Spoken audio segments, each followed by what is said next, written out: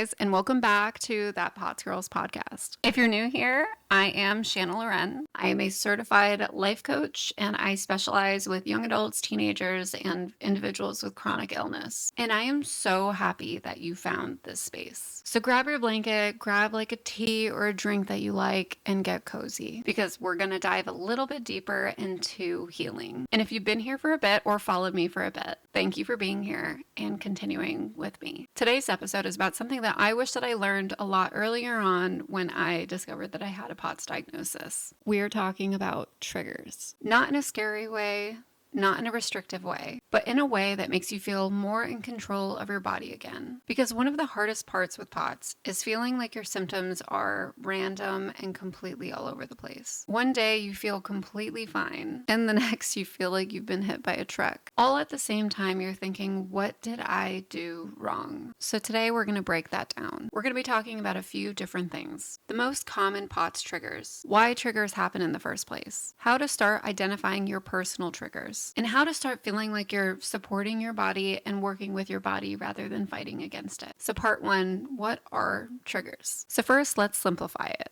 A trigger is anything that pushes your body out of balance and makes your symptoms worse. And with POTS, you're already a little bit more sensitive than the average person. Your nervous system, your blood flow, your blood pressure regulation. It's all a little bit more reactive. So things that wouldn't affect somebody else can affect you pretty strongly. This can be really difficult, especially in my personal life, where a lot of people in my life live completely normal lives, and I love that for them. I think that's amazing.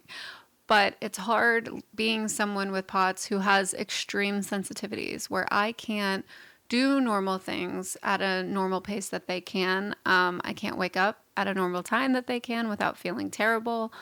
I can't eat certain foods that are just easy for them and that they can have as much of that they want. And I can't even have it for a day without going into a flare-up. But here's the important part that you need to remember. Your body is not being dramatic. Your body is responding to something. And once you start understanding what it's responding to, that's usually when things start to shift. Part two, what are the most common POTS triggers? Let's go through some of the biggest ones that I see as a POTS coach, both personally and with my clients, which usually are very much similar. So you might resonate with a few of them or all of them. Number one is skipping meals and blood sugar drops. This is a big one. If you go too long without eating, your blood sugar drops and your body goes into stress mode. That can look like dizziness, shakiness, heart racing, and feeling like you might pass out. Even like having candy or sugar on an empty stomach can spike you and then crash. This is why consistent eating is so important with POTS. Number two is dehydration and also lack of minerals. It's not just water, it's hydration with balance. When your blood volume is low,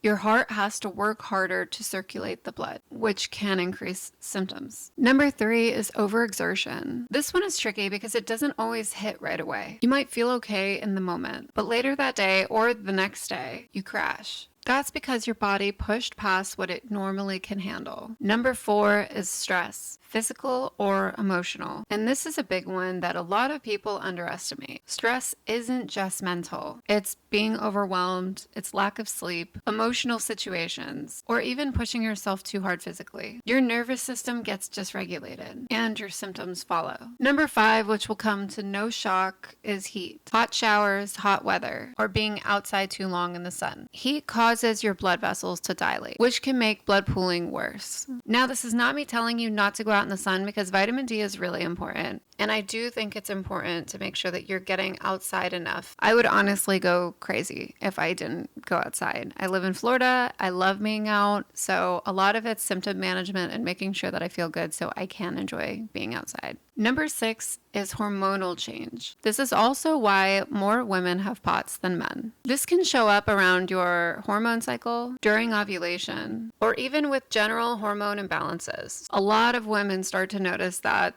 their symptoms increase during these times. Number seven, certain foods. And I know, guys, every time I talk about it, It's something that is really important. A lot of people don't want to hear it, but I'm telling you, certain foods are massive triggers for POTS, especially with histamine sensitivity. For some people, certain foods can trigger different symptoms like flushing, headaches, heart racing, and GI issues. Now, this does not mean you need to fear food. It just means that your body is reacting to certain foods right now. So part 3, why does it feel so random? Here's something really important to understand. It's usually not just one trigger. It's a lot of triggers being stacked on top of each other. So maybe you didn't sleep well one night, then you skipped breakfast, and you were a little stressed, and then you went out into the heat. Individually, that might have been more manageable, but together, your body gets very overwhelmed, and that's when your symptoms hit really hard. Part 4. Discovering your triggers. Now, this is where things start to get really empowering because your triggers are personal. What affects you might not affect someone else. So instead of copying someone else's complete routine, especially if they don't have POTS,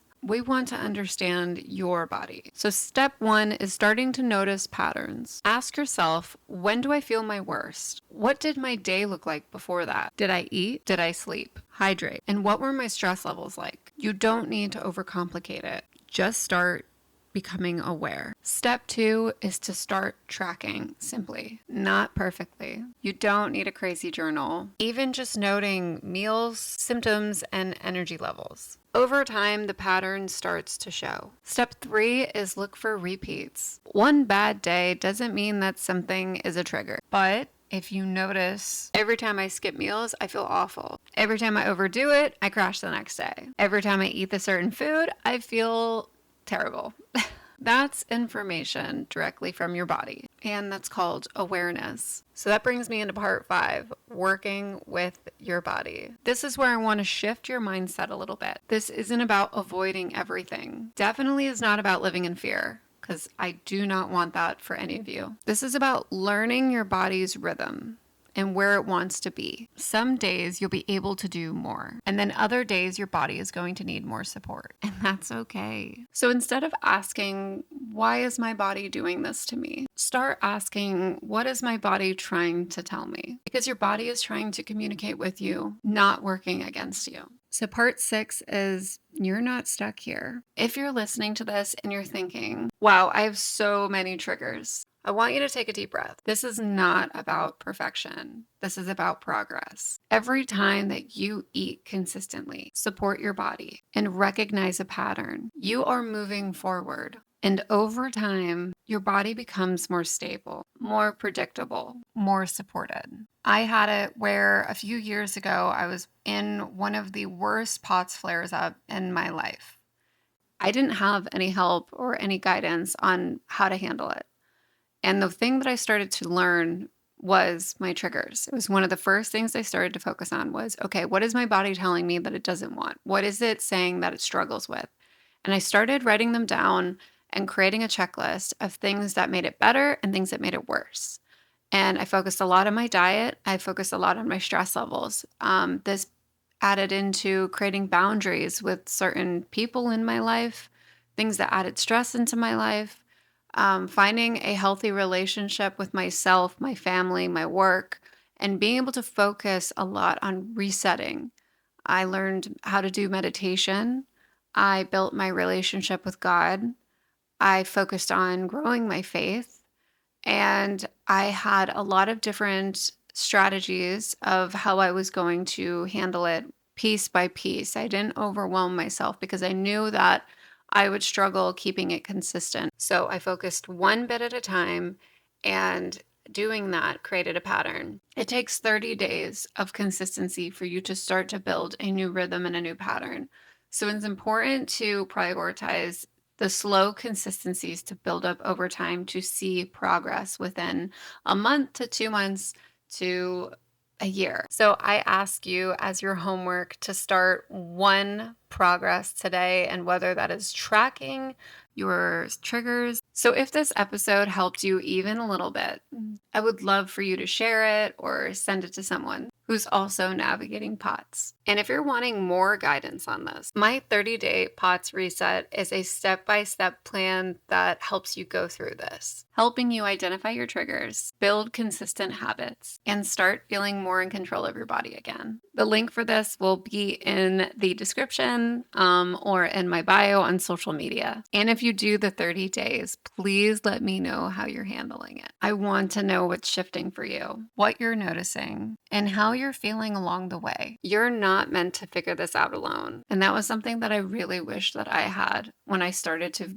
discover more about my POTS diagnosis. So I want to be there for yours. And next week's episode is going to be a really important one. We're going to talk about how to actually start treating your POTS and begin seeing real progress without overwhelming you and feeling like you need to do everything at once. So if you're feeling stuck or unsure exactly where to start, you're definitely going to want to stay tuned for that one. Thank you so much for being here. All of your kind words and support mean so much to me and helps me be able to get out there to help more. And I'll see you on the next episode of That POTS Girls podcast.